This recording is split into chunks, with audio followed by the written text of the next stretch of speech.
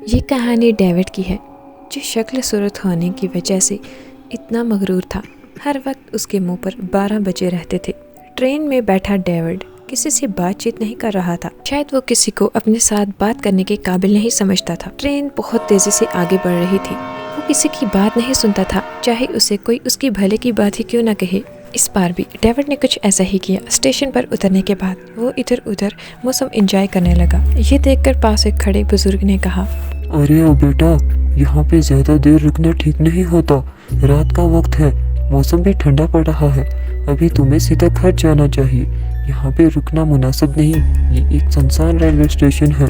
David ने उसकी बात अनसुनी करके अपनी तस्वीरें लेने लगा। कुछ ही देर बाद स्टेशन बिल्कुल खाली हो गया। मुसाफिर अपने घरों को जा चुके थे। डेविड अपनी तस्वीरों में मगन था। वो लगातार अपनी तस्वीरें बना रहा था।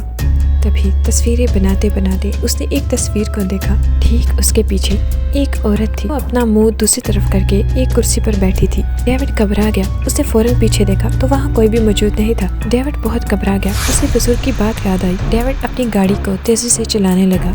रास्ते में जहाँ भी उसकी नजर पड़ती वही औरत उसे दिखाई देती थी। उसके सामने नजर पड़ी तो वो एक दरख्त पर बैठी थी, जो उसे बहुत बुरी तरह घूर रही थी। फिर डेविड तेजी से अपने घर की तरफ बढ़ा। उसके सामने बिल्कुल बराबर वही औरत खड़ी थी। घर के बाग में खड़ा हुआ तो उसने देखा सामने बालकनी में वही औरत बैठी है। वो तेजी से घर के अंदर दाखिल हुआ, मगर जैसे ही वो घर के अंदर दाखिल हुआ उसे देखा बिल्कुल सामने वही औरत दोबारा बैठी है। ये देखकर डेविड बहुत घबरा गया। वो वापस पीछे भागने लगा।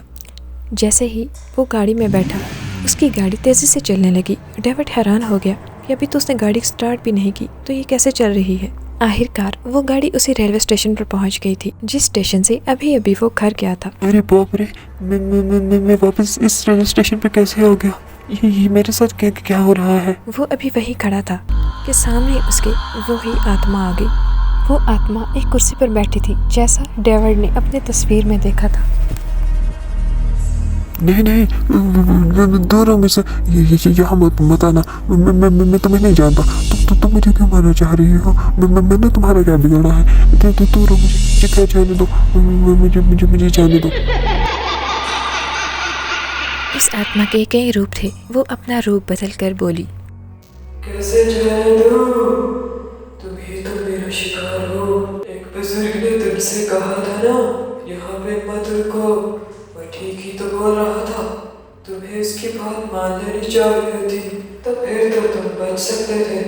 मगर तुमने बात ना मानकर मुझे यहाँ आने पर मजबूर कर दिया। मुझे माफ कर दो। मैंने बात ना मानकर बहुत बड़ी गलती की है। मुझे माफ कर दो। मेरी जान तो मत लो।